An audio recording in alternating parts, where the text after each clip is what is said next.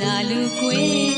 တုံညကျွေးတုံညတာဖြစ်ပေါ်နိုင်မယ်သက်သေးပြရချေမျက်ရည်ကျွေးကနေကဲအေးရပဲမောင်ကြီးရှေးရဝကျွေးရှိသမျှခံရခဲ့ရပြီဘုံကြီးရှိကဘာမြည်တစ်ချောင်းမတယောက်တော်သူကဘယ်လိုဝဲမုံမစိမိမိကတော့နောက်ဆုံးတစ်နေ့မှာ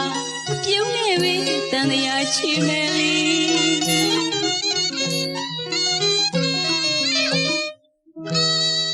မြစ်တာတင်ချီအမော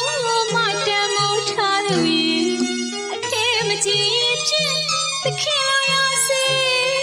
မနေမနာနေအားစေသွားလမ်းရှာဖွေအတင်မမဖယားသာနမခေါ်မွေ